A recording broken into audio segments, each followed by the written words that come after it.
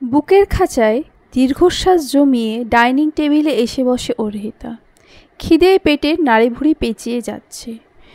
যুবা সার্ভেন্ট কলরব এসে অর্হিতাকে খাবার সার্ভ করে। অর্হিতা নাক কুচকায়। এত দামি খাবার খাওয়ার অভ্যেস তার নেই। মৃদু গলায় কলরবকে উদ্দেশ্য করে বলল, আমাকে এই জুস টুস দিতে হবে না, 2টো পরোটা আর একটা ডিম ভেজে দিলেই হবে।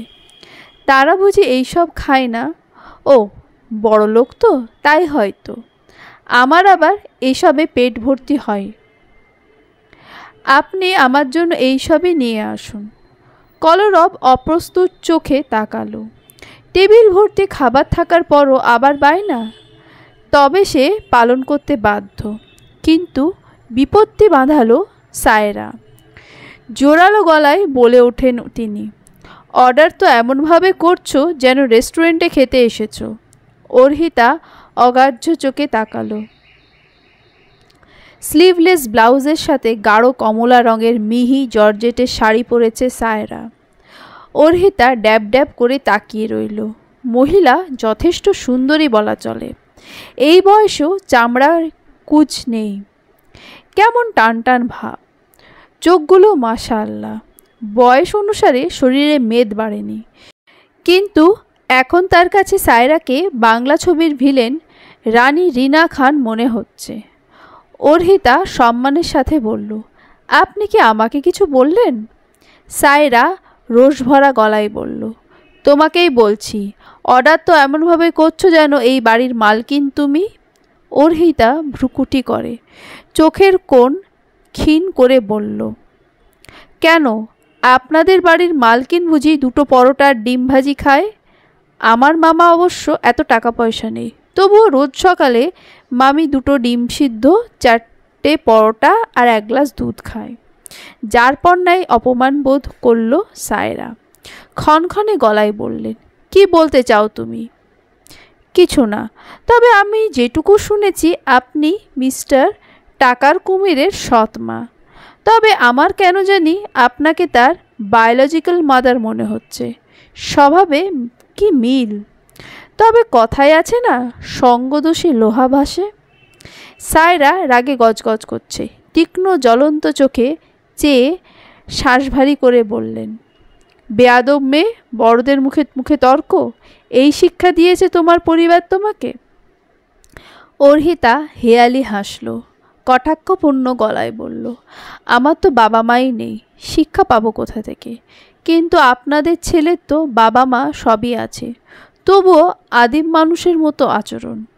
রাগে উৎকণ্ঠিত হয়ে অর্হিতার গালে চড় মারতে গেলেই সায়রার হাত আটকে ধরে নওশাদ সাহেব। ক্ষুব্ধ চোখে চেয়ে শক্ত গলায় বললেন, ঘরে যাও সায়রা, দ্বিতীয়বার যেন এই ভুল না হয়। ফুঁসতে থাকে সায়রা। গনগনে রাগে জলের ধারা বইয়ে নিজ কক্ষের পানে হাঁটা ধরলেন। নওশাদ সাহেবের বিগ্রাময় চাহনি, অস্বস্তি ঘিরে ধরল তাকে। প্রথমে নায়েল, এখন আবার সায়রা। ভাবতে পারছেন না তিনি। লজ্জিত গলায় বললেন, তুমি কিছু মনে করো না মা, তোমার যা খেতে ইচ্ছে করবে ওদেরকে বলে দিও, কোনো সংকোচ করো না। অর্হিতা মুক্ত শ্বাস ফেলল। সশব্দে বলে ওঠে, ধন্যবাদ, তবে আদেও কি আমার সেই অধিকার আছে? নওশাদ সাহেব বিমূঢ় চোখে চাইলেন। পরক্ষণেই চাহনিতে টেনে আনলেন সরলতা। বললেন, আমার ছেলেটা ততটা খারাপ নয়, একটা ভুল করে ফেলেছে। তোমার সাথে ও যা করেছে এর শাস্তি তুমি ওকে দিতে পারো, তাতে আমার আপত্তি নেই। নায়েল নিজেও তোমার কাছে তা স্বীকার করেছে। কিন্তু পিউলির কোনো দোষ নেই এতে। ও তোমাকে মা মেনে নিয়েছে। একজন বাবা হয়ে আমি কখনো আমার মেয়ের সাথে একটা বিবাহিত ছেলের বিয়ে দেব না। তোমার মতামতকে আমি পূর্ণ সাপোর্ট করি, কিন্তু জীবন তো সহজ সরল নয় মা। ঘূর্ণায়মান পৃথিবীর মতো আমাদের এই ঘনস্থায়ী জীবনটাও গোলক ধাঁধা। তার এপিঠ ওপিঠ দুপিঠই আমাদের ভাবনার বাইরে। যা চাই তা ঘটে না, কিন্তু যা চায় না তাই ঘটে যায় অবিলম্বে। ঘটে যাওয়ার দরুন ঘটনা বা দুর্ঘটনা দুটোই আমাদের ওপর ন্যস্ত। আমরা তাকে কোনোভাবে গ্রহণ করব কারোর কাছে যা সুখকর, আবার কারোর কাছে তা দুঃখজনক। এই যে বর্ষা এলে প্রকৃতি সাজে, নতুন সাজে, চারিদিকে অথই জলে ক্লান্ত শ্রান্ত ধ্বনিতে নেমে আসে নবযৌবন প্রাণের জোয়ার। কিন্তু এই বর্ষায় আবার দিন আনে দিন খায় মানুষদের জন্য প্রাণনাশক। আমরা চেয়েও অনেক কিছু বদলাতে পারি না, মানিয়ে নিতে হয়, কিন্তু তা সহ্যের সীমার বাইরে নয়। তোমাকে জোর করার কেউ নেই, তুমি যথেষ্ট বুদ্ধিমতী, তোমার যা ঠিক মনে হবে তাই করবে। অর্হিতা মনোযোগ সহকারে সব শুনল, কিন্তু কোনো রাগ করল না। নওশাদ সাহেব বাড়ির বাইরে চলে গেলেন। অর্হিতার খিদে মরে গেল। চপল পদযুগল বাড়াতে লাগলো নির্দিষ্ট গন্তব্যের দিকে। ডিভানের ওপর বুক লাগিয়ে শুয়ে আছে পিউলি। দুই হাতের কনুই ভেঙে ডিভানের সাথে ঠেকিয়ে চিবুক নিচে দিয়ে রেখেছে। গোল চোখে চেয়ে আছে সামনে রাখা ল্যাপটপের স্ক্রিনে। ছোট ছোট দাঁত বের করে খিলখিলিয়ে হেসে যাচ্ছে পিউলি। স্ক্রিনে তখন মোটু পাতলু কার্টুন দৃশ্যমান। নিজের চেয়ার থেকে পিউলির দিকে তাকিয়ে মুচকি হাসে নায়েল। নায়েল আর নিহিতা যমজ ভাই বোন। ভার্সিটিতে পড়াকালীন সেখানকার এক ছাত্রলীগের নেতার সাথে সখ্য গড়ে ওঠে নিহিতার। পরিচয় থেকে পরিণয় ঘটতে বেশি সময় লাগেনি, কিন্তু হঠাৎ করে একদিন শ্বশুরবাড়ি থেকে ফিরে আসে নিহিতা। তখন সে সন্তান সম্ভবা। মাস দুয়েক যাওয়ার পরও যখন ও বাড়ি থেকে কেউ খোঁজ নিল না, তখন নওশাদ সাহেব শঙ্কিত হলেন। তিনি খবর পাঠালেন, কিন্তু ও বাড়ির মানুষ নিহিতার উপর আরোপ লাগালো। নিহিতার স্বামী মাহিম জানায় নিহিতার অন্য কারোর সাথে সম্পর্ক আছে, যা সে নিজের চোখে দেখেছে। তার কাছে উপযুক্ত প্রমাণও আছে। সব প্রমাণই নিহিতার বিপরীত। যে ছেলেটাকে নিয়ে নিহিতাকে সন্দেহ করা হয় তাকে অনেক খুঁজেছে নায়েল, কিন্তু পায়নি, কারণ তাকে শুধু নিহিতাই দেখেছে। কোনো ছবিতেই ছেলেটার চেহারা দৃশ্যমান নয়। নিহিতা বলেছে ছেলেটার সাথে তার এমনিতেই জানাশোনা ছিল, এর চেয়ে বেশি কিছুই না। অনেক ঝামেলার পর ডিভোর্স হয়ে যায় তাদের, কিন্তু নিহিতা তখন প্রেগনেন্ট। সেই হিসেবে আইনত ডিভোর্স গ্রান্টেড নয়, কিন্তু সন্তানের কথা ও বাড়ির কাউকে জানানো হয়নি। 4 মাস পর মাহিম আবার বিয়ে করে। পিউলির জন্মের 6 মাস পর অ্যাক্সিডেন্টে মারা যায় নিহিতা। ভড়কে যায় নায়েল। তার মায়ের মৃত্যুও হয়েছিল কার অ্যাক্সিডেন্টে, নিহিতারও। এবার নায়েলের মনে হয়েছিল হয়তো কাজটা মাহিমই করিয়েছে ঝামেলা শেষ করতে, কিন্তু পরক্ষণে সে ভেবেছে মাহিম তো জানেই না এই সন্তানের কথা। পিউলিকে বাবা স্নেহেই প্রতিপালন করে নায়েল। তাকে বিয়ের জন্য চাপ দিতে থাকে নওশাদ সাহেব। আপত্তি করল না সে। লুবনার সাথে বিয়ে ঠিক হতেই তাদেরকে সবটা জানানো হয়, শুধু অনুরোধ করে পিউলিকে যেন কখনো এটা না বলা হয় যে নায়েল পিউলির বায়োলজিক্যাল ফাদার নয়। বিয়ে ঠিক হওয়ার কিছুদিন পরই সেই মর্মান্তিক অ্যাক্সিডেন্ট। নায়েল ডাইম শিওর কেউ ইচ্ছে করে এইসব করছে। পিউলি হয়তো তাদের টার্গেট, কিন্তু কেন? নায়েলের ভাবনা কাটে তার মুঠোফোনের ভাইব্রেশনে। ওপাশ থেকে কি বলল কে জানে। নায়েল উদ্বিগ্ন হয়ে পড়ল। পিউলির কাছে গিয়ে মৃদু গলায় বলল, পিউলি, পাপা বাইরে যাচ্ছে, তুমি এখানেই থাকো। আমি শ্যামলা আঙ্কেলকে বলে যাচ্ছি, কিছু লাগলে তাকে বলো। ওকে পাপা, আর এখান থেকে বের হবে না। পাপা একটু পরেই ফিরে আসছে, ওকে? ইন্টেন্সিভ কেয়ারের ইউনিটে ডাক্তাররা ব্যস্ত। আচমকা লুবনার অবস্থা অবনতি ঘটেছে। তাকে লাইফ সাপোর্টে রাখা হয়েছে।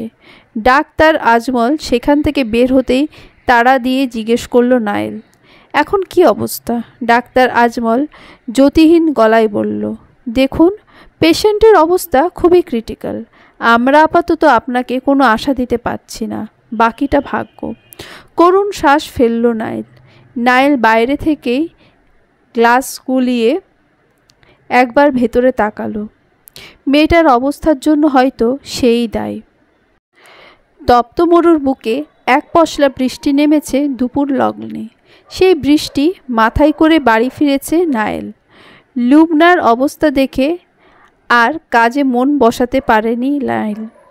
লুবনার বেঁচে থাকা জরুরি, কারণ সেই বলতে পারবে এই অ্যাক্সিডেন্ট কে ঘটিয়েছে। পিউলি ভেজা চুলে তোয়ালে ঘষছে নাইল। পিউলিকে গোসল করিয়ে এনেছে, বিছানায় বসিয়ে তার চুল মুছে দিচ্ছে। পিউলি টুকটুক করে হাসছে। নাইল শান্ত গলায় প্রশ্ন করে, পিউলি, সেদিন লুবনা আন্টি কার সাথে দেখা করতে গিয়েছিল? পিউলি চোখ পিটপিট করে। চোখের ওপরে পড়ে থাকা আগোছালো চুলগুলো হাতের তালুর সাহায্যে ঘষে সরিয়ে নেয়। আদুরে গলায় বলল, আঙ্কেলের সাথে। নাইল আগ্রহদীপ্ত হয়ে বলল, কোন আঙ্কেল? তুমি চেনো তাকে? আর কখনো দেখেছিলে? পিউলি চুপ মেরে যায়। তার ছোট্ট মস্তিষ্কে চাপ দিয়ে মনে করার চেষ্টা করে আদেও সে ওই আগন্তুককে আগে কখনো দেখেছে কিনা। লুবনা সেই দিন পিউলিকে শপিং মলে নিয়ে যায়। আসার পথেই কার অ্যাক্সিডেন্ট হয়। পিউলি মাথা ঝাঁকায়, যার মানে সে মনে করতে পারছে না। হতাশ শ্বাস ফেলল নাইল। দৈবাত কার্কশ স্বরে ফিরে তাকায় সে।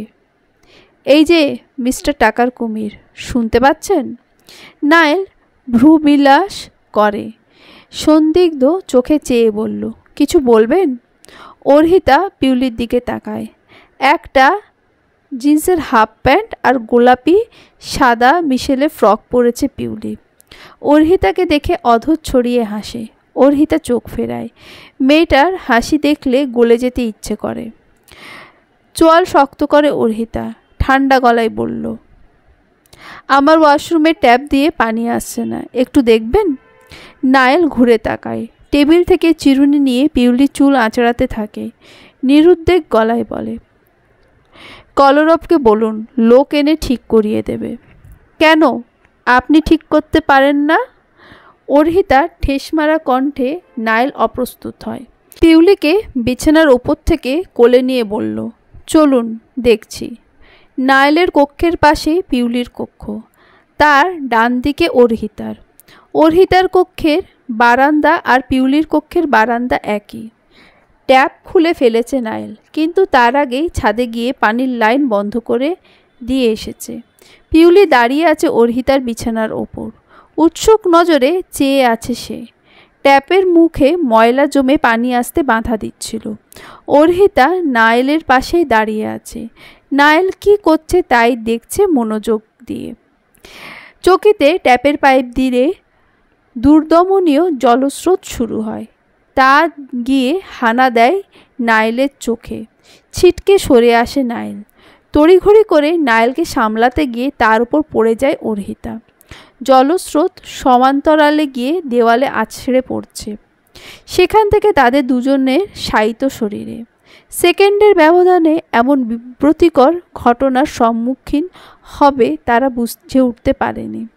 অর্হিতা সম্পূর্ণ ভর নাইলের বক্ষপটে। বরফের মতো জমে গেছে অর্হিতা। হুটোপুটি করে উঠে দাঁড়ায়। ভিজে চুপচুপ দুই কপতি একে অন্যের দিকে তাকাতে পারছে না। নাইলের স্যান্ডো গেঞ্জি ভিজে, তার কায়া দৃশ্যমান। অর্হিতার অধর বেয়ে গড়িয়ে পড়ছে পানি। অপ্রস্তুত গলায় বলল, সরি। নাইল চোখ উঠালো না, তার মাথা রাগ চেপেছে। পানির লাইন সে বন্ধ করে দিয়ে এসেছে, তাহলে পানি এলো কোত্থেকে? নির্ঘাত কেউ ছেড়েছে। নাইল অনুতপ্তে সুরে বলল, সরি, আসলে আমি। ওয়াশরুম থেকে বেরিয়ে আসে অর্হিতা। তাকে দেখে জ্যোতিহীন চোখে চাইল পিউলি। ওয়াশরুমের দরজার কাছে এসে জোর গলায় বলে ওঠে নাইল, পিউ, কলরব ভাইয়াকে ডেকে আনো, বলো পাপা ডেকেছে। পিউলি ঝলমলে গলায় বলল, ওকে পাপা। বিছানা থেকে নেমেই ছুট লাগায় পিউলি। এক পাশে দাঁড়িয়ে আছে অর্হিতা। ভেজা শরীর দিয়ে টুপটুপ করে পানি পড়ছে। নাইলের অবাধ্য চোখ গিয়ে আবদ্ধ হচ্ছে অর্হিতার ভেজা অক্ষি পল্লবে। দীর্ঘ পল্লব ভিজে একে অপরের সাথে জড়িয়ে আছে। মুখে জমে আছে পানি, তা চেপে চেপে মুছে নিচ্ছে অর্হিতা। তার ভেজা ওষ্ঠধর ক্রমশ কম্পিত হচ্ছে। পরিস্থিতির অস্থিরতা কমাতে ওয়াশরুমে গিয়ে ঢোকে নাইল। হুড়োহুড়ি করে কক্ষে প্রবেশ করে কলরব। ওয়াশরুমের ভেতরে দিকে উকি মারতেই নায়েল তর্জন গর্জন করে বলল, পানি ছেড়েছে কে? কলরব থতমত খেয়ে বলল, রীতি ম্যাম বলল পানি আসছে না কল দিয়ে, তাই ছাদে গিয়েছিলাম। গিয়ে দেখি লাইন যখন বন্ধ তখন তোমার দুর্বল মস্তিষ্কে ঢোকেনি যে কেউ হয়তো বন্ধ করেছে? যাও, এখনও দাঁড়িয়ে আছো কেন? বন্ধ করে দিয়ে আসো। প্লাম্বারকে খবর দাও। গো ফাস্ট। জি জি স্যার। কলরব মুহূর্ত ব্যয় করল না। নীলাভ্রর দিকে উদাসীন চিত্তে চেয়ে আছে অর্হিতা। শুভ্র সতেজ জলদের লুকোচুরি খেলা, প্রভঞ্জনে মৃদু দোলা। ছাদের কার্নিশে দাঁড়িয়ে আছে সে। এক পশলা বৃষ্টি হতেই ঝলমলে নীলাভ্রের বুক চিরে উঠছে থোকা থোকা জলদ। চকিতে বাড়ির সামনে কাউকে দেখে ভ্রু কুচকায় অর্হিতা। টান টান চোখে চেয়ে বুঝতে পারল উক্ত ব্যক্তি আর কেউ নয়, তারই ভাই অর্নিশ। অর্হিতা কাল বিলম্ব করে না, দ্রুত পা চালিয়ে নিচে নেমে আসে। কিন্তু বিপত্তি বাঁধে সেখানে। সিঁড়ির শেষ প্রান্তে এসে হাঁটু মুড়ে পড়ে যায় অর্হিতা। তার আঙুলের ডগা ফেটে গিয়ে লৌহস্ফীত ধারা বইতে থাকে। অর্হিতার আর্তচিৎকারে রান্নাঘর থেকে উদ্ভ্রান্তের মতো ছুটে আসে কলরব। থমকে যায় সে। নায়েল তার বাবার ঘরেই ছিল। তারাও একে একে জড়ো হয়। ব্যথায় কাতরাতে থাকে অর্হিতা। দরজা দিয়ে রীতির সাথে প্রবেশ করে পিউলি। অর্হিতাকে দেখেই জল ছলো ছলো অক্ষিতার। ভ্যা ভ্যা করে কেঁদে অস্থির। পিউলির এই অবস্থায় নিজেকে ভুলে যায় অর্হিতা। রীতি গম্ভীর গলায় বলে ওঠে, বাইরে একটা লোক এসেছে, নায়েলের সাথে দেখা করতে চায়। নায়েল জানে কে এসেছে, তাই সে প্রতিক্রিয়াহীন। নায়েল অর্হিতার দিকে তাকিয়ে গাঢ় গলায় প্রশ্ন করে, এভাবে ছুটছিলেন কেন? ট্রেন মিস হয়ে যাচ্ছিল আপনার? অর্হিতা তার ব্যথা ভুলে গেল। টকবগে গলায় বলল, ভাইয়া কেন এসেছে আপনার কাছে? নিরুত্তর নায়েল। সকলের সামনে এক অদ্ভুত কাজ করে বসল সে।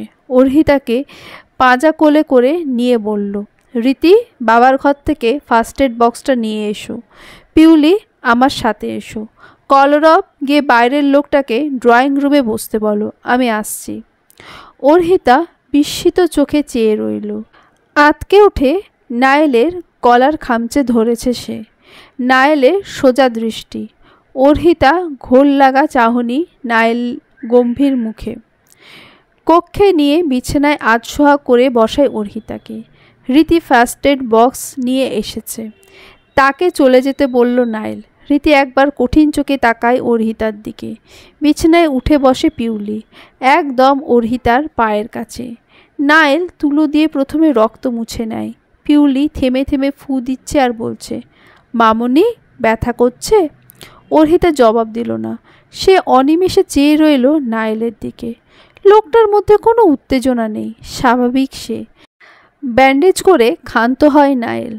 আর কোনো কথা না বলে পিউলিকে নিয়ে বেরিয়ে আসে। অর্হিতা ফ্যাল ফ্যাল করে চেয়ে রইল। ড্রয়িং রুমে বসে আছে অর্নিশ। নায়েল পিউলিকে নওশাদ সাহেবের কাছে যেতে বলল। কাউচের এক পাশে বসেই প্রশ্ন ছুড়ল, কেন এসেছেন? অর্নিশ মৃদু হাসল, মিয়ে গলায় বলল, মানে আসলে আমার কিছু টাকার প্রয়োজন ছিল। নায়েল ক্ষুব্ধ চোখে চাইতেই অর্নিশ অধৈর্য গলায় বলল, আরে রাগ করবেন না, এগুলো ধার হিসেবেই নেব, শোধ করে দেব পরে, মাত্র 3 লাখ হলেই চলবে। শটান করে উঠে দাঁড়ায় নায়েল। ক্রোধিত গলায় বলল, get out, I say get out. অপমান বোধ করল অর্নিশ। রুষ্ট গলায় বলল, দেখুন নায়েল, আমি আপনাকে যেতে বলেছি। 15 লক্ষ টাকা দিয়েছি আপনাকে, আবার কোন সাহসে এসেছেন? কেমন ভাই আপনি? শুধু অর্হিতা আমার কাছে সময় চেয়েছিল বলে, না হলে একটা টাকাও পেতেন না আপনি। বের হন এই বাড়ি থেকে, আর কখনো এখানে আসবেন না, জাস্ট লিভ। ঢোক গিলল অর্নিশ, কণ্ঠে চাপা রাগ, চোখ ভরা রোষ। বিছানায় বসে খুটখুট করছে অর্হিতা। পায়ের আঙুলের ব্যথা বেড়েছে, কনকন করছে। পা গুটিয়ে নিয়ে আঙুলের মাথায় হাত ছোঁয়ালো অর্হিতা অতি সন্তর্পণে। ব্যথা যেন ক্রমশ তত্তরিয়ে উপরে উঠে আসছে। ঘড়িতে তখন 10টা। ব্যথায় উলুথুলু নড়াচড়ায় বিছানার হাল বেগতিক। ভেজানো দরজা ঠেলে ভেতরে ঢুকল নাইল। স্বাভাবিক অভিব্যক্তি, তার কোলে পিউলি। চিলতে হাসি পিউলির ছোট্ট লাল ঠোঁটে। মাকে দেখার উপচে পড়া খুশি। অর্হিতাকে কাতরাতে দেখে ভ্রুতে টান পড়ে নাইলের। চোখের কোটরে বিস্ময় খেলিয়ে বলল, আপনি ঠিক আছেন? মুখ ঘুরিয়ে নেয় অর্হিতা। পিউলি মনমরা চোখে বাবার দিকে তাকায়। নাইল নিরুত্তেজ। পিউলিকে বিছানার উপর দাঁড় করিয়ে বেডশিট টেনে যতটুকু গোছানো যায় ততটুকু করল। যার পর নাই অবাক হয় অর্হিতা। এই লোকটা কি অদ্ভুত। গজে রক্ত ভরে আছে, তা দেখে বিচলিত চোখে তাকালো নাইল। বেড সাইডে টেবিলে রাখা ফার্স্ট এড বক্স নিয়ে পুনরায় ব্যান্ডেজ করে অর্হিতার পায়ে। আগের গজটা ঝুড়িতে ফেলতেই অর্হিতার শক্ত কণ্ঠ সপ্রতিভ হয় নাইল, ভাইয়াকে টাকা কেন দিয়েছেন আপনি? নাইলের নজর বদ্ধ হয় পিউলির ছোট গোলুমলু মুখে। শুষ্ক চোখে চেয়ে আছে সে। বাবার দিকে ছোড়া প্রশ্নের উত্তরের অপেক্ষায়। নাইল শান্ত গলায় বলল, পিউ, দাদুর কাছে যাও, পাপা আসছে। ওকে পাপা, গুড নাইট মামনি। পিউলির দিকে তাকালো না অর্হিতা। তার শক্ত কঠিন দৃষ্টি স্থির নাইলের দিকে। পিউলি বিছানা থেকে নেমে বেরিয়ে যায়। নাইল অর্হিতার কাছে এসে দাঁড়ায়, একটু ঝুঁকে বিছানায় হাত রাখে।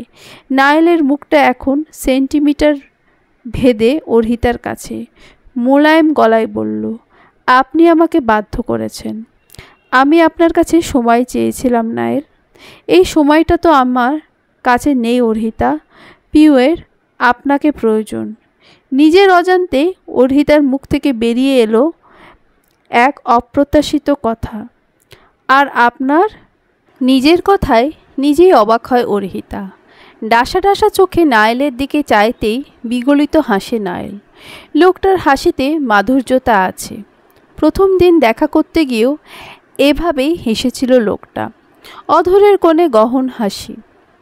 অর্হিতাকে চরম পর্যায়ে অবাক করে দিয়ে তার কানের কাছে মুখ নিয়ে ফিসফিসিয়ে বলল, তার চেয়েও বেশি প্রয়োজন। নাইলের উষ্ণ শ্বাসে বিদ্যুৎ খেলে গেল অর্হিতার শীতল দেহ পঞ্জরে। থামল না নাইল। পা চালিয়ে দরজার কাছে আসতেই অর্হিতার বিষাদগ্রস্ত কণ্ঠ, আমার জায়গায় আপনি হলে সবটা মেনে নিতে পারতেন? অর্হিতার কথা কর্ণগোচর হতেই দৃষ্ট হয় নাইল। ট্রাউজারের পকেটে হাত ঢুকিয়ে উদাস হেসে বলল, হয়তো কখনো জানবেন আপনার বর্তমান জায়গায় আমি আরও আগে থেকেই দাঁড়িয়ে আছি। নাইলের কথার মানে বুঝল না অর্হিতা। ভাবিত নয়নে অনিমেষ চেয়ে রইল সে। অর্হিতার বোধগম্য হলো না তার চক্ষু দর্পণ থেকে অনেক আগেই লুপ্ত হয়ে গেছে নাইল। সবুজাভ কৃত্রিম বাতির মৃদু আলোকছটায় বসে আছে নাইল। বিছানার হেডবোর্ডের সাথে হেলিয়ে রেখেছে মাথা। তার মুদিত অক্ষিযুগলে ভেসে উঠছে অর্হিতার মিষ্টি মুখচ্ছবি। মেয়েটার শরীরের মিষ্টি গন্ধ তার দেহপঞ্জরে আলোড়ন তুলছে। লুবনার সাথে নাইলের বিয়েটা হঠাৎ করেই ঠিক করা হয়। নওশাদ সাহেব নিজের বন্ধুর মেয়ের সাথে ছেলের বিয়ে ঠিক করতে গিয়ে বেশি সময় নেননি। নাইলেরও সম্মতি দেয়।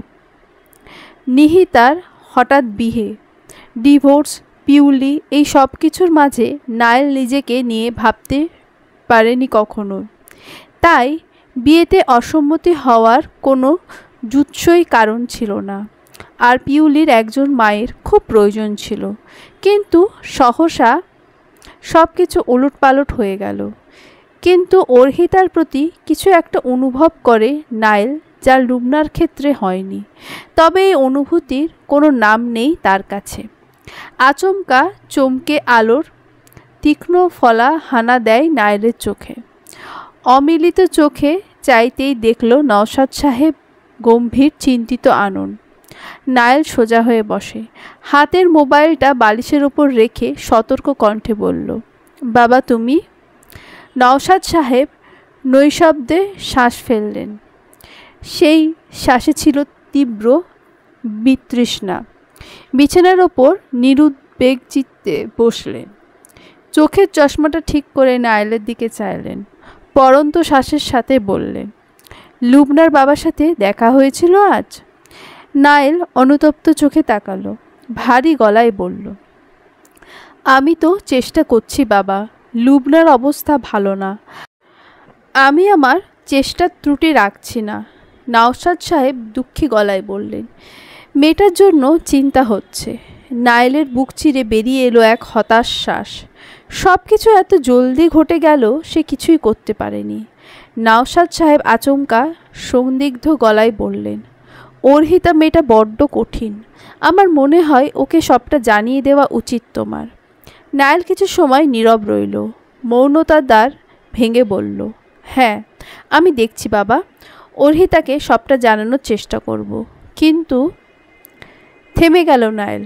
নওশাদ সাহেব উদ্গ্রীব চোখে চেয়ে রইলেন। কিন্তু কি? নায়েল কথা ঘোরালো, বলল, কিছু না, অনেক রাত হয়েছে, তুমি শুয়ে পড়ো গিয়ে, না হলে শরীর খারাপ করবে তোমার। ভরসা রাখো আমার ওপর, পিউলির কোনো ক্ষতি হবে না। নওশাদ সাহেব ছেলের কথা মেনে নিলেও স্বস্তি পেল না। নীরবে ত্যাগ করলেন নায়েলের কক্ষ। যাওয়ার আগে বাতি নিভিয়ে গেলেন। নায়েল শটান হয়ে শুয়ে পড়ল। কাকে সন্দেহ করবে সে? কে হতে পারে? কার সাথে দেখা করতে গিয়েছিল লুবনা?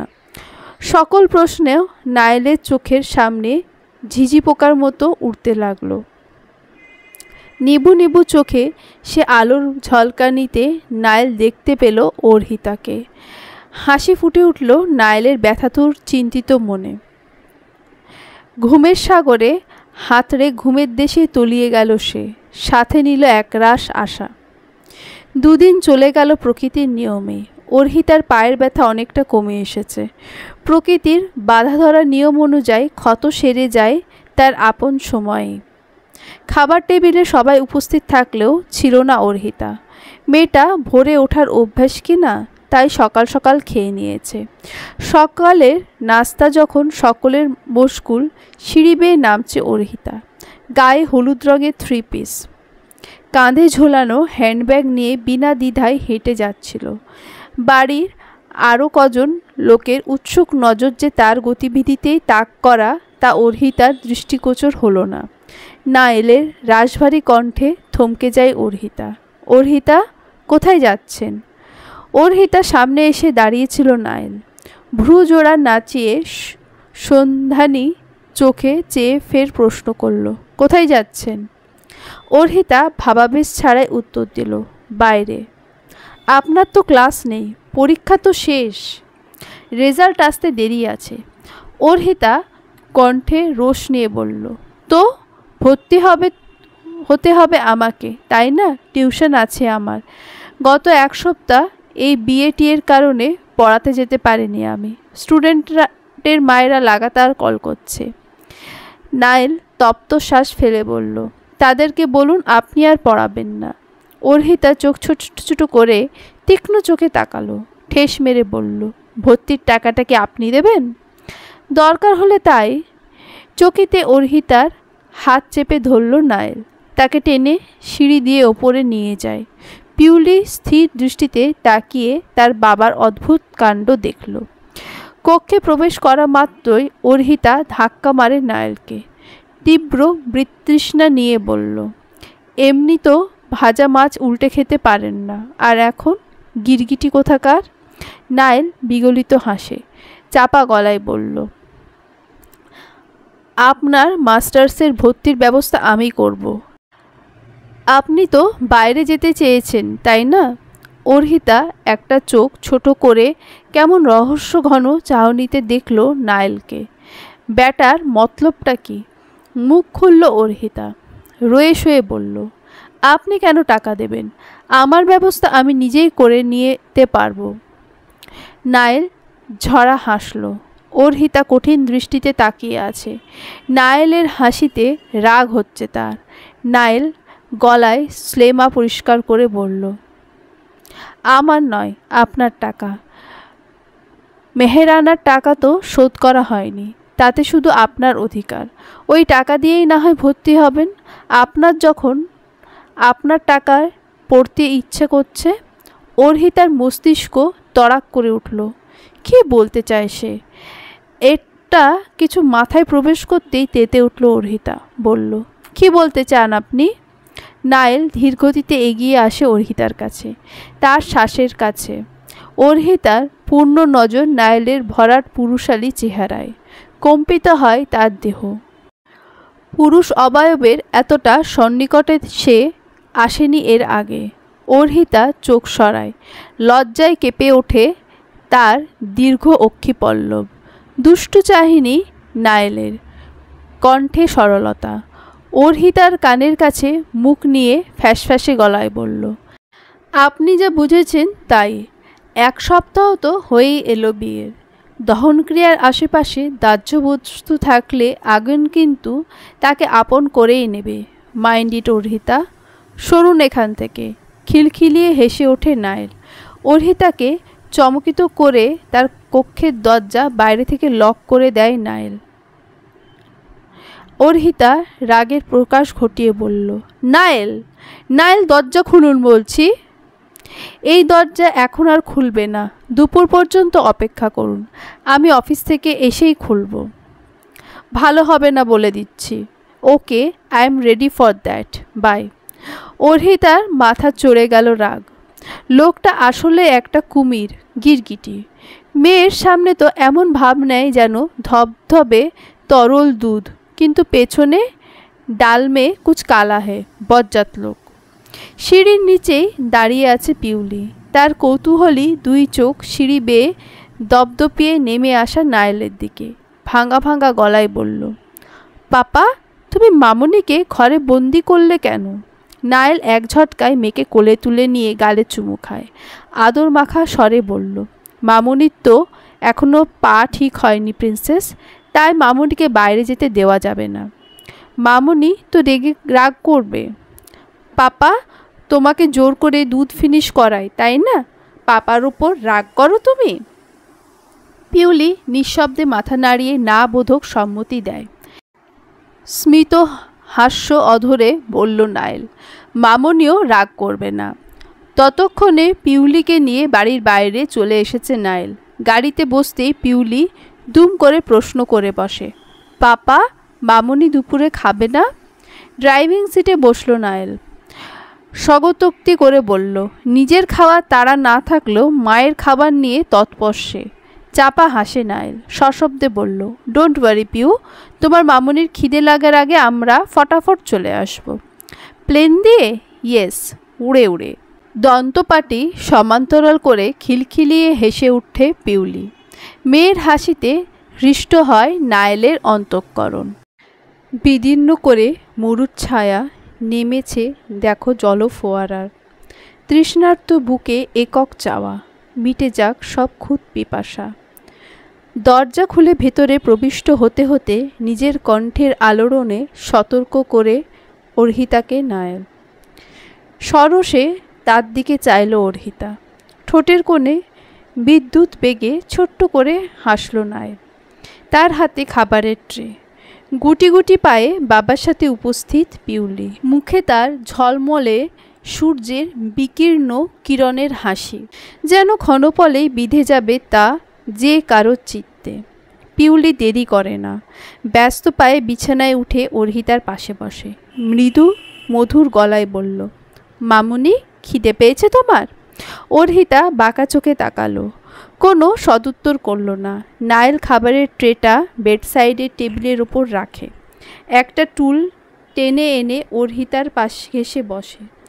অর্হিতার হাতে তখন রবীন্দ্রনাথ ঠাকুরের শেষের কবিতা, উপন্যাস। সেদিকে চোখে পড়তেই গড়গড় করে বলে ওঠে নায়েল, হে অচেনা, দিন যায় সন্ধ্যা হয়, সময় রবে না। তীব্র আকস্মিক বাধা বন্ধ ছিন্ন করে দিক। তোমারে চেনা অগ্নি দীপ্তিশিখা উঠুক উজ্জ্বলী। দেব তাহে জীবন অঞ্জলি রবীন্দ্রনাথ ঠাকুর।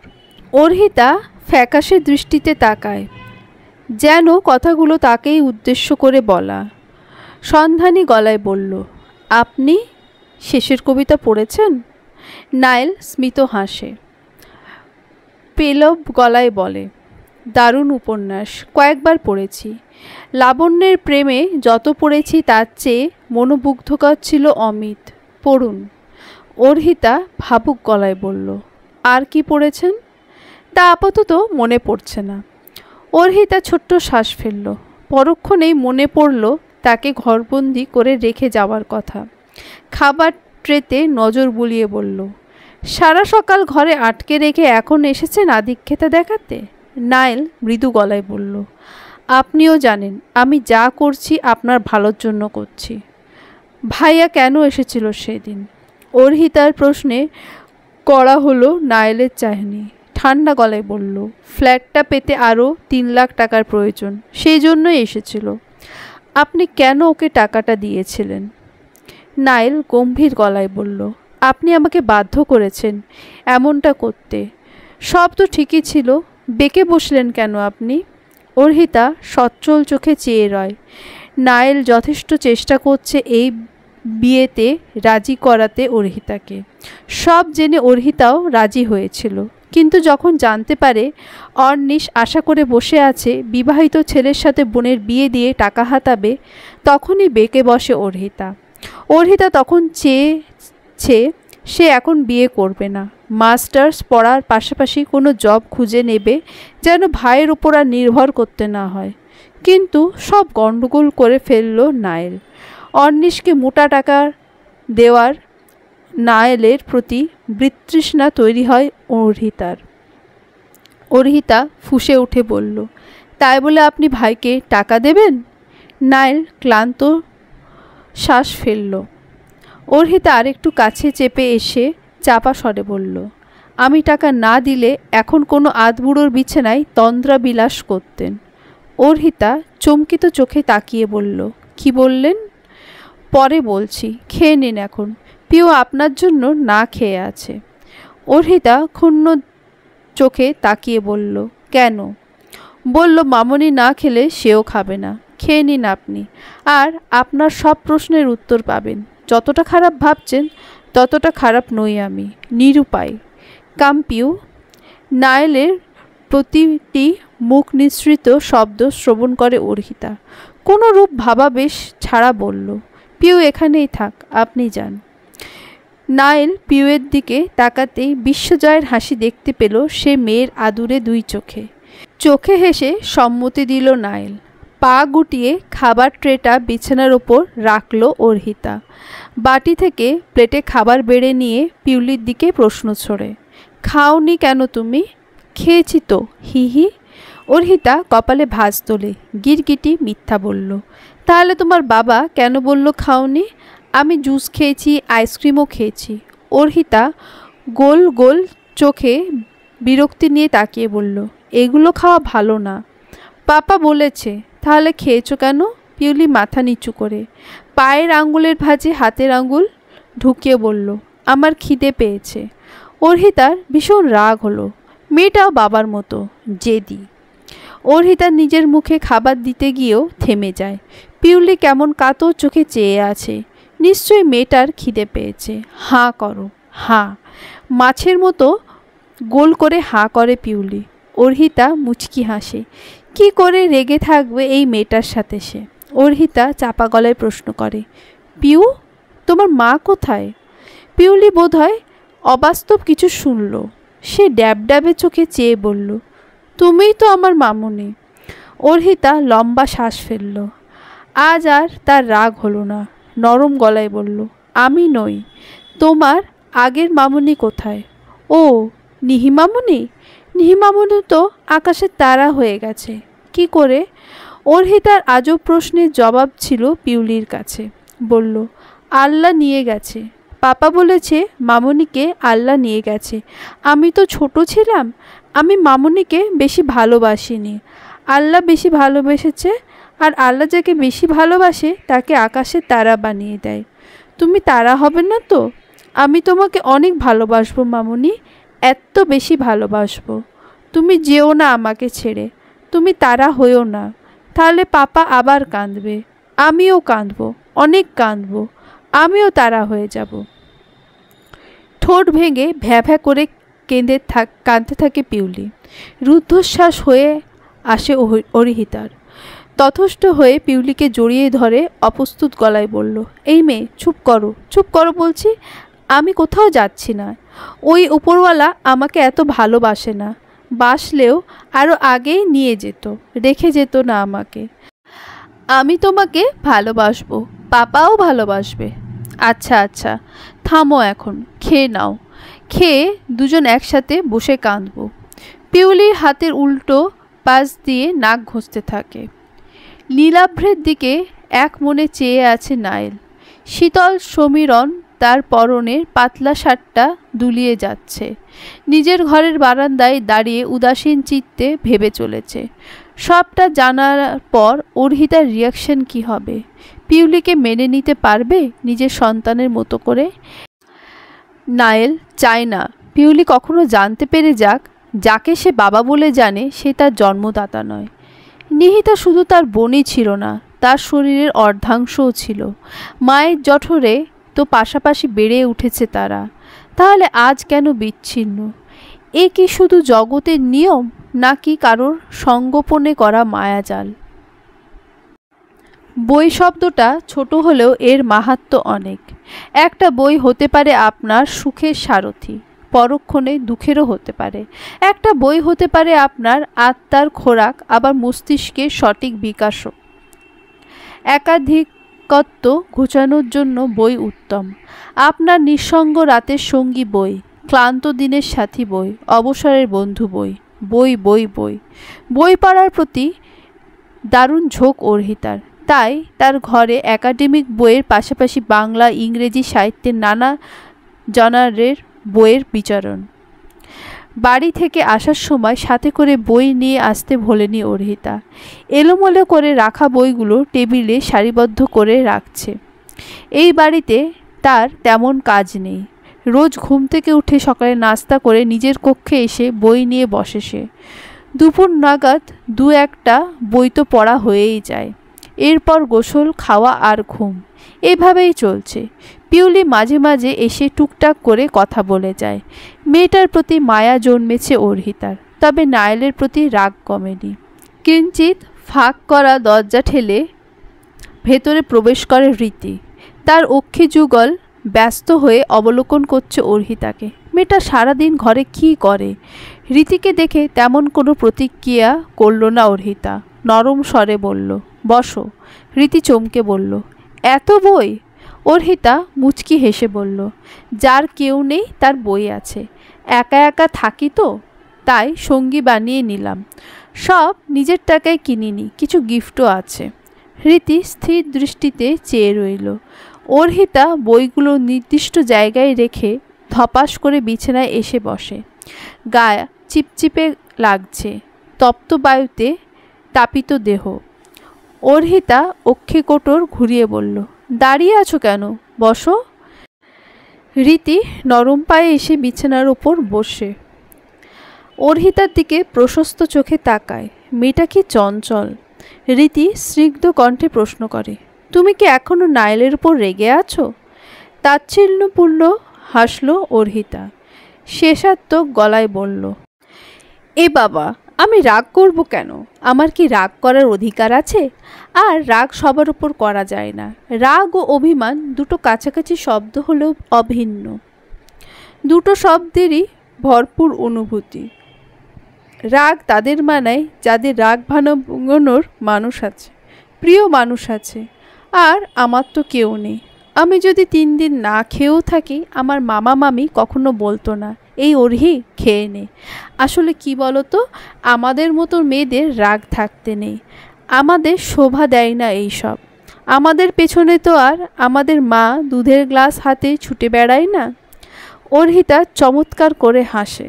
মেয়েটা কি স্বাভাবিক, যেন কোনো কষ্ট নেই। রীতির মুক্ত চায়নি। স্নেহাদ্র গলায় বলল, নাইল আসলে পিউলিকে অনেক ভালোবাসে। তা তো জানি, তাই তো মেয়ের জন্য মা নিয়ে এসেছে। পিউলিকে তোমার পছন্দ নয়? অর্হিতা শুষ্ক চোখে চাইল, কেমন বেখাপ্পা গলায় বলল। তুমি যদি জিজ্ঞেস করতে আমার নায়েলকে পছন্দ কি না, তাহলে হয়তো তার একটা ভালো জবাব আমি তোমাকে দিতে পারতাম। নায়েল দেখতে সুদর্শন হলেও কিছু একটা ঘাপলা আছে। ভাবো তো, 3 মাসে কেমন অদ্ভুত ফোন দিয়ে এটে আমাকে এই বাড়িতে নিয়ে এলো। কিন্তু পিউলি সম্পর্কে নো কমেন্ট। আসলে আমি বুঝতে পারছি না আমার আসলে কি করা উচিত। এসব স্বামী, সংসার, তারপর বাচ্চা কাচ্চা আমার ঠিক হজম হয় না। হবে কি করে বলো তো? আমার কি পরিবার ছিল নাকি? সারা দিন ভর বাড়ির কাজ, রাত হলে পড়া, ঘুম, উজালা হতে আবার সব একই কাজ। এই সব প্রেম, ভালোবাসা, ইনিয়ে বিনিয়ে প্রেম পৃথিবীটি ঠিক জমে না আমার ক্ষেত্রে। কিন্তু নায়েলকে দেখো, অদ্ভুত বোকা লোক।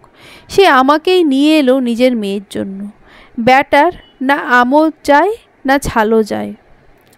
রীতি স্পষ্ট দৃষ্টিতে তাকিয়ে থাকে, তার চোখের চাহনিতে উজ্জ্বলতা, আগ্রহ সত্তা। মিহি গলায় বলল, তুমি এভাবে কেন কথা বলো? অর্হিতা মাথার বালিশটা কোলের মধ্যে গুজে নিয়ে বলল, কেমন করে? এই যে কেমন যেন। নায়েল এসব পছন্দ করে না। কেন? নায়েল সবসময় পিউলির সাথে নম্র স্বরেই কথা বলে। ফিক করে হেসে ফেলে অর্হিতা। রীতি চোখের পাল্লা নিচিয়ে বলল, হাসছো যে? হাসছি তোমার টাকার কুমির নায়েলের কথা ভেবে। মেয়েকে ভালো কথা শেখাবে তাই বাড়ির সবাইকে একরকম বন্দুকের মুখেই রাখেন। আর দেখো কাকে বিয়ে করে এনেছে। না আছে আমার কথার ছিরি, না আছে চাল চলনের। তবে আমি এমনি, কিছু করার নেই। ফুরফুরে হাসে অর্হিতা। রীতি মনে মনে সন্দিগ্ধ হয়। এত পাংচুয়াল ছেলে নায়েল এমন একটা মেয়েকে বিয়ে কেন করলো? অর্হিতা চুপ হয়, গলার স্বরে গভীরতা আনে, বলে, কোন ক্লাসে তুমি? 3rd ইয়ার। তাই নাকি? তাহলে তো তুমি করে বলাই যায়। কতদিন ধরে আছো এই বাড়িতে? আমি যতটুকু শুনেছি তুমি নায়েলের কাজিন, তাই না? হ্যাঁ, আমি HSC পাশ করে এখানে এসে সিটি কলেজে ভর্তি হয়েছিলাম, তখন থেকে এই বাড়িতে। ও আচ্ছা, পিউলির মাকে তুমি দেখেছো? নায়েল আর তার বিয়ে কবে হয়েছিল বলতে পারবে? না মানে জানতে চাইছিলাম। বেচারা বোধহয় বউকে খুব ভালোবাসে, তাই হয়তো এতদিন একাই ছিল। আফটার অল পুরুষ মানুষ, আর কত। অর্হিতা বাঁকা হাসল। সেই হাসিতে খুশি ছিল না, ছিল প্রস্ফুটিত এক বৃতৃষ্ণা বিষণ্ণতা। রীতি কথার তালে এক অপ্রকাশিত ঘটনা ব্যক্ত করতে শুরু করলো। আরে বউ আসবে কোথা থেকে? নায়েল তো বিয়েই করেনি। পিউলি তো ওর। মুখ চেপে কথা গিলে নেয় রীতি। কি বললে ফেললো সে? এখন কি হবে? অর্হিতা চোখ পিটপিট করে কৌতূহলী গলায় বলল, কি বললে তুমি? নায়েল বিয়ে করেনি? তাহলে পিউ? আমি জানি না, আমি জানি না। বিনা সময় ব্যয় করে স্থান থেকে চলে গেল রীতি। চট করে উঠে দাঁড়ায় অর্হিতা। বিস্ময়ে চোখ ফুলে ওঠে তার। অর্হিতার ধারণা হলো নায়েল বিয়ে করেনি, তাহলে পিউলি? পিউলি নিশ্চয়ই নায়েলের অবৈধ সন্তান। নিজের কথায় যেন নিজেই মূর্ছা যায় অর্হিতা। এমনি এমনি আর টাকার কুমির বলি? এই ব্যাটা নিশ্চয়ই বিয়ের আগে ঘোল ঘুলিয়েছে, আর এখন আমাকে ফাঁসাতে চাইছে। কত বড় সাহস! হাই ভোল্টেজে এক চড় বসালো সায়রা রীতির গালে। রীতির গাল বেয়ে গড়িয়ে পড়ল জল। আর্দ্র গলায় বলল, আমি কি ইচ্ছে করে বলেছি? মুখ ফসকে বেরিয়ে গেছে। সায়রা উত্তেজিত হয়ে বলল, তোর মুখ দিয়ে আর কিছু বের হলো না? এই কথাই বের হতে হলো? গাধি, তোর কিচ্ছু হবে না জীবনে। এমনিতে ওই মেয়ে ধূর্ত, তার উপর যদি জানতে পারে পিউলি নায়েলের মেয়ে নয়, তখন হুমড়ি খেয়ে পড়বে। রীতি গালে হাত ঘষতে ঘষতে অসহায় গলায় বলল, নায়েল এমনিতেও আমাকে বিয়ে করবে না। সায়রা রীতির মাথায় চাটি মেরে বলল, তোকে কেন খাওয়াই আমি? এই বুদ্ধি তোর? ভালোই হয়েছে তোর বাবা তোকে ছেড়ে চলে গেছে, না হলে তোর মতো গাধীকে নিয়ে কি করতো ও? আর ফাঁসিয়ে গেছে আমাকে। রীতি হু হু করে কেঁদে মুখ ভাসায়। সায়রা ধমকে উঠলেন, এই একদম কাঁদবি না, যা আমার চোখের সামনে থেকে, যা বলছি। রীতির আত্মারাম কেঁপে ওঠে সায়রার ধমকে। চোর বিড়ালের মতো ছুটে পালায়। সায়রা বিধ্বস্ত। এই মেয়েটাকে নিয়ে কি করবে সে? কিছু বোঝে না, একা ছাড়তেও পারবে না কোথাও। ঘরময় চঞ্চল পায়ে পায়চারি করছে অর্হিতা। রাগে তার মাথা ফেটে যাচ্ছে। নায়েল তাহলে তাকে সত্যি ধোঁকা দিয়েছে, নিজের অবৈধ সন্তানের মা বানানোর জন্য তাকে নিয়ে এসেছে। এই সব ভেবে ভেবে অর্হিতার গা দিয়ে যেন আগুনের লেলিহান শিখা বেরোচ্ছে। নিজের কক্ষ থেকে বের হয়ে নায়েলের কক্ষের দিকে যায় সে। ভেতরে উকি দিতেই হতাশ হয় সে, নায়েল নেই। তাই আর ভেতরে ঢুকলো না। সিঁড়ির উপর থেকে নিচের দিকে তাকায়, বসার ঘরে কেউ নেই। পা দুটো সমান তালে কাঁপছে অর্হিতার, হাত ঘেমে পিচ্ছিল হয়ে আছে, চোখ দিয়ে আগুনের কুণ্ডলি জ্বলছে। সরসে সিঁড়ি বেয়ে সামনে চোখ রেখে নামছে অর্হিতা। রক্তিম চোখে জমেছে জলপুকুর, যে কোনো সময় উছলে পড়বে। সিঁড়ির নিচের দিকে আসতে এক আত্মচিৎকারে দৌড়ে আসে কলরব। তার প্রসারিত দৃষ্টি সিঁড়ির দোরগোড়ায়। কলরবের অস্থিমজ্জা সহ ভয় আতকে ওঠে। অর্হিতা চিৎকারে ছুটে আসে নায়েল, বিপন্ন গলায় বলে ওঠে, ও শিট! অর্হিতা! সিঁড়ির ওপর শুয়ে আছে অর্হিতা। তার মাথার নিচে হাত দিয়ে তাকে আগলে নেয় নায়েল। মাথার নিচ থেকে হাত সরিয়ে আনতেই তাতে শোনিত জমাট সিন্ধু। নায়েল চেঁচিয়ে ওঠে, অর্হিতা! অর্হিতা, চোখ খুলুন! অর্হিতা! ফুরিয়ে আসছে চোখের আলো। অর্হিতার দৃষ্টি ক্রমশ ঝাপসা হয়ে আসতে লাগলো। নিবু নিবু চোখে নায়েলের উদ্বেলিত ব্যাকুল নিভন্ত চেহারাটা দেখতে লাগলো। নায়েল চেঁচিয়েই যাচ্ছে, অর্হিতা চোখ খুলুন প্লিজ, গড সেক! চোখ খুলুন বলছি। ডাইনিংয়ের সামনে দাঁড়িয়ে আছে রীতি, হিমশীতল হিমালয় সে। চোখের সামনে সম্পূর্ণ ঘটনা ঘটতে দেখে তার শরীরের সব রক্ত যেন ফুরিয়ে গেছে। নওশাদ সাহেবের সাথে আছে পিউলি। অর্হিতাকে এই অবস্থায় দেখে হাউমাউ করে কেঁদে ওঠে, হাত পা ছড়িয়ে লাফিয়ে লাফিয়ে কাঁদছে সে। পিউলির দিকে নজর পড়তেই চোখ ভিজে ওঠে নায়েলের। হতভম্ব নওশাদ সাহেব হিতাহিত জ্ঞানশূন্য, কি করবেন কিছুই বুঝে উঠতে পারছেন না। নায়েল ভরট গলায় বলল, বাবা, পিউলিকে নিয়ে যাও এখান থেকে প্লিজ। পিউলিকে জোর করে টেনে কোলে তুলে নিলেন নওশাদ সাহেব। পিউলি কিছুতেই যাবে না। নায়েল কোনো মতে পিউলিকে অর্হিতার কাছে আসতে দিতে চায় না। নায়েল কঠোর গলায় বলে ওঠে, কলরব, তমালকে গাড়ি বের করতে বলো, গো ফাস্ট। কলরব অশান্ত পায়ে ছুটে যায় বাইরে। অর্হিতাকে কোলে তুলে নিল নায়েল। নিশ্চিন্তে অর্হিতা ওইভাবেই পড়ে রইল। গাড়িতে বসতে নায়েলের মনে পড়ল নিহিতার কথা, তার বোনের রক্তাক্ত দেহ। আর ভাবতে ইচ্ছে হলো না নায়েলের। তমাল দ্রুত বেগে গাড়ি চালাচ্ছে। অর্হিতার মাথা বুকের সাথে চেপে ধরেছে নায়েল। বুকের সূক্ষ্ম ব্যথাগুলো বিস্তৃত হচ্ছে, শ্বাস ভারী হচ্ছে তার। অগোচরে নেমে গেল চোখের নোনতা এক ফোঁটা জল। স্বগতিক করল নায়েল, প্লিজ অর্হিতা, এভাবে ছেড়ে যাবেন না। আপনাকে যে আমার অনেক কথা বলার আছে। চোখ খুলুন অর্হিতা, সবাই এভাবে আমাকে ছেড়ে যেতে পারে না অর্হিতা। আমার পিউটা মরে যাবে আপনাকে ছাড়া। প্লিজ দয়া করুন, আপনার গিরগিটির ওপর একটু দয়া করুন। দুই হাত দিয়ে নিজের সাথে পিষে ধরে অর্হিতাকে নায়েল, যেন বুকের এই দুর্ভেদ্য পাটাতন ভেঙে অর্হিতাকে ঢুকিয়ে নেবে বক্ষ পঞ্জরে। চলবে।